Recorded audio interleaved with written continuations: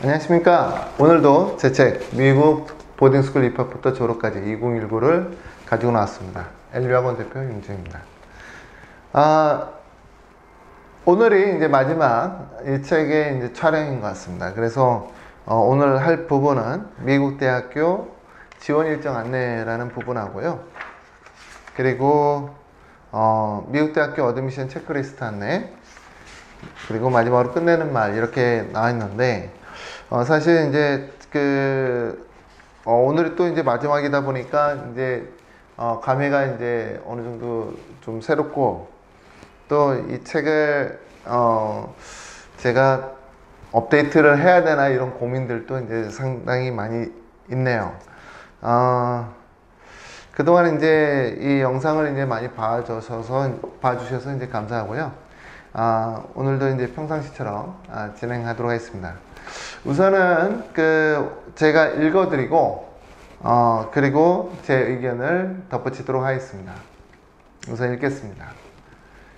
무려 3,000개가 넘는 미국 대학교는 매우 다양한 입학 지원 정책과 지원서 마감일을 가지고 있다. 지원 방법은 크게 조기 지원 방법과 정시 지원, 그리고 수시 지원으로 구분된다. 조기 지원은 각 대학교에서 우수한 인재를 조기에 확보하겠다는 내용으로 정시 지원에 비해 높은 합격률을 보이고 있다. 또한 최근 지원하는 학생들을 보면 조기 지원에 꿈의 학교만을 고집하지 않고 현실적으로 입학할 수 있는 학교를 지원하는 학생들이 늘고 있다. 조기 지원 방법은 크게 Early Decision, Early Action, Single Choice Early Action, 그리고 Restrictive Early Action이다. Early Decision은 학생이 지원하여 합격할 경우 지원한 타 대학교의 지원을 철회하겠다라고 하는 동의서를 같이 보내는 지원 방법으로 합격률이 일반 정시 지원보다 훨씬 높지만 단 한 곳만 지원할 수 있는 방법이기 때문에 학생이 꼭 합격하고 싶은 대학교에만 Early Decision으로 지원하고 있다. 이에 반면 Early Action은 다중의 대학교에 지원할 수 있고 합격 후 해당 학교로 꼭 가야 하는 규정이 없기 때문에 많은 학생들이 이 방법을 택하고 있다. 특히나 지원자들이 많으면 합격률이 낮아지고 이에 따른 홍보 효과와 함께 각종 언론사에서 발표하는 대학교 랭킹에도 좋게 반영되기 때문에 학교들도 많이 시행 중인 지원 방법이다. 싱글 초이스 얼리 액션 또는 리스트렉티브 얼리 액션은 얼리 액션이지만 대학마다 다소 차이가 있다. 하버드 대학의 경우에는 조기 지원으로 주립대학교 또는 외국 대학교는 가능하지만 미국 내 다른 사립대학교의 조기 지원은 허용하지 않고 있다. 반대로 노터데임은 하버드와 같은 리스트렉티브 얼리 액션 지원 방법을 택하고 있지만 지원자가 다른 대학에도 얼리 액션으로 지원할 수 있도록 허용해주고 있다. 이처럼 대학교마다 매년 지원 정책이 달라지고 있기 때문에 대학교 입시 전문가와 함께 지원 정책을 살피는 것이 바람직하다. 자, 이렇게 제가 읽어드렸고요. 사실은 이 글을 쓴 게 이제 보통 2년 전이라서 지금은 다소 좀 달라질 수도 있습니다. 때문에 여기 책에도 써 있지만은 카운슬러 또는 이제 뭐 학교 카운슬러가 뭐 얼마나 많이 해주겠습니까? 그래서 이제 진행하고 계시는 유학원이나 아니면 또 저희한테 오셔서 학생이 이제 지원하고자 하는 대학교의 지원 방법을 면밀하게 살피는 것이 제일 좋습니다. 왼쪽의 표로는 이제 아이비리그 대학 지원 구분에 대해서 이제 제가 놨는데요. 이것은 제가 읽어드리긴 좀 힘들어서 이제 패스하고, 다음은 미국 대학교 어드미션 체크리스트 안내 부분을 읽어드리도록 하겠습니다. 읽겠습니다. 미국 대학교 지원 프로세싱은 아래와 같은 절차 및 내용이 필요하다. 아이비리그 대학을 포함 명문 사립대학교에 지원하는 경우에는 더 많은 내용이 필요할 수 있겠지만 대부분의 미국 대학교들은 아래 내용으로도 충분하다.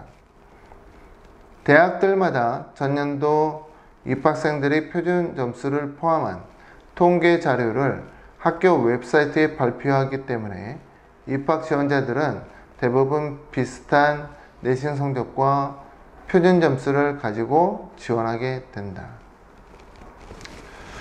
자, 이렇게 읽어드렸고요. 그 밑에 그 미국 대학교 프로세싱 순서, 저희 엘리학원의 순서인데 이 부분은 제 책을 통해서 이제 보시거나 아니면은 제 블로그를 참조하시면 될 것 같습니다. 자, 패스하고요. 마지막으로 이제 끝내는 말, 이게 이제 마지막 페이지네요. 마지막 페이지 끝내는 말을 읽어드리도록 하겠습니다. 읽고 제 의견 드리도록 하겠습니다. 자, 읽겠습니다. 선생님, 한 과목 빼고는 다 A예요. 순간 기쁨과 묘함이 함께 흘렀다. 천하의 말썽쟁이 R군에게 내게 카톡으로 던진 말은 정말 충격이었다. 고등학교 때 그리도 공부를 안 했던 학생의 절이 달라질 수 있을까? R군은 내가 아는 대표적인 실패한 유학생이었다. 물론 나를 통해 최초 유학을 떠난 것은 아니었지만 나를 통해 고등학교를 2번이나 옮겼던 학생이었다. 고등학교 퇴학을 2번이나 당한 학생. 이 학생을 도와주면서 정말 힘들었었다. 12학년에 퇴학을 당했을 때 한국으로 돌아와서 검정고시를 본다는 말을 듣고 이제 이 학생과는 끝났구나 생각했다. 그 후 1년이 흘렀을까? 어느 날 전화가 왔다. 학생은 그동안 검정고시를 보고 지방대학교에 갔는데 해당 대학교 학생들이 너무 공부를 안 해 다시 미국으로 유학을 떠나고 싶다는 말을 했다. 성적을 물어보니 대학교에서도 역시 올 F 학점이었다.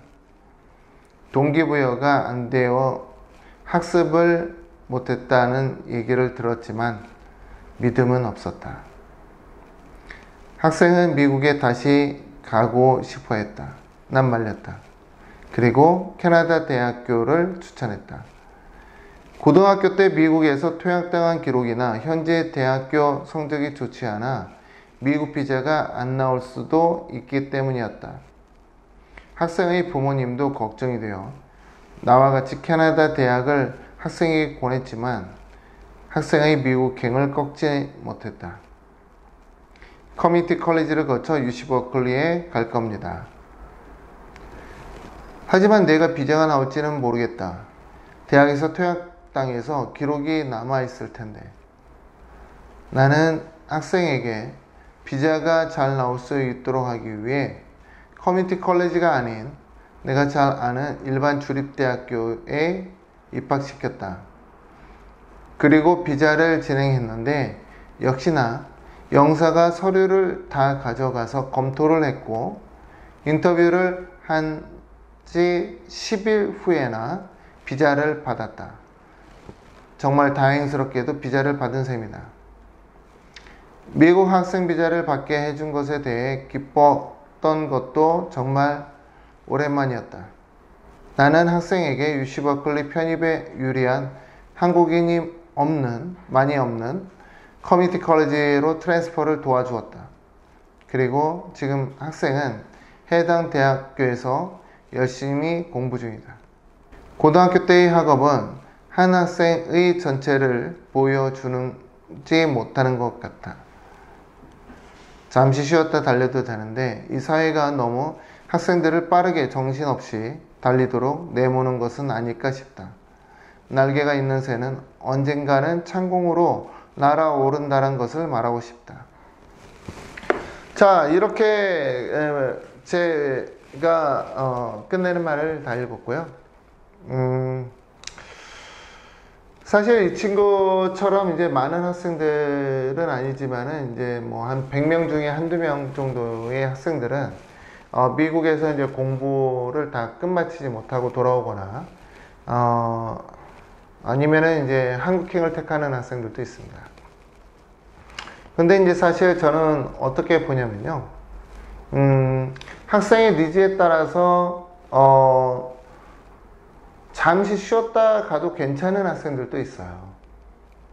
예를 들면은 이 학생이 그 미국에 갔는데 자기가 생각하는 것과 너무 다르고, 또 이 학생이 너무 어렸을 때 미국에 갔을 때는 굉장히 다양한 학생들이 자기를 좋게 봐줬는데, 지금 가니까 한국과 다름없이 그냥 경쟁하고 치열하고 그런 것이 너무나 싫다, 뭐 이런 학생들도 있죠.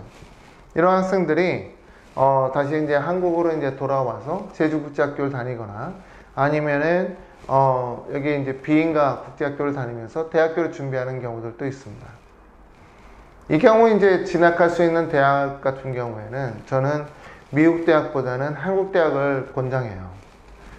한국 대학교는 또는 이제 아시아 다른 대학들도 괜찮을 거예요.